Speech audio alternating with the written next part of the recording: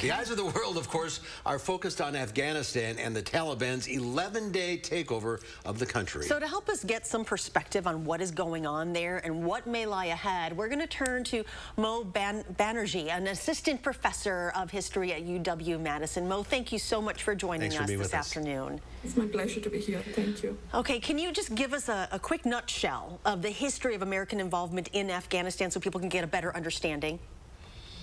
Very, very quickly, it starts with the Cold War and the Soviet invasion of Afghanistan. To counter this, the Americans essentially train a group of militia, the Mujahideen, and you will find a reference to this in the Rambo movies, right?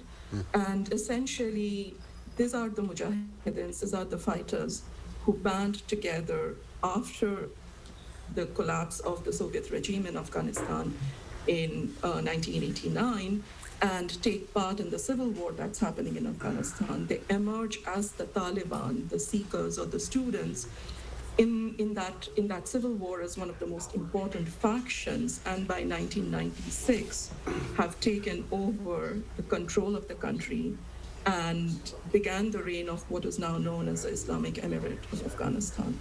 That is the very, very quick recap. Yeah, it goes back centuries and centuries. Who exactly is the Taliban? I think a lot of people put them all in one group, you know. With Al-Qaeda and ISIS. Yeah. But they're not. In fact, they don't like each other. They are not. Taliban is essentially an Afghanistan group. They emerge out of Afghanistan. Their sphere of involvement is in Afghanistan itself. From the very beginning, their agenda is a takeover of Afghanistan and starting the Islamic Emirate of Afghanistan. Al-Qaeda is very, very closely tied with Taliban, even if they are not the same, because of the presence of Osama bin Laden, who was one of the major players in the Mujahideen groups who were opposing Soviet occupation of Afghanistan, and who then later essentially makes the base of Al-Qaeda Afghanistan itself, and as a result has a very, very close connection with the Taliban.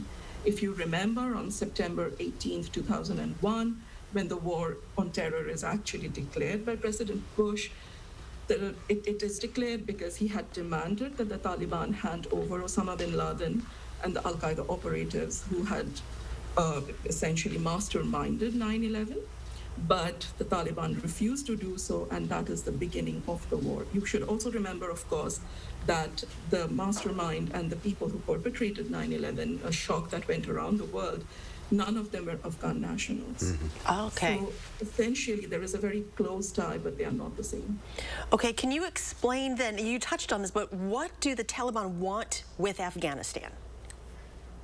They want to have a very, very strict interpretation of the Sharia, Islamic law. And this is one of the most extreme and restricted interpretations of the Sharia that could happen. It is based on the Hanafi school of jurisprudence, which is one of the 4 schools of jurisprudence in Islam.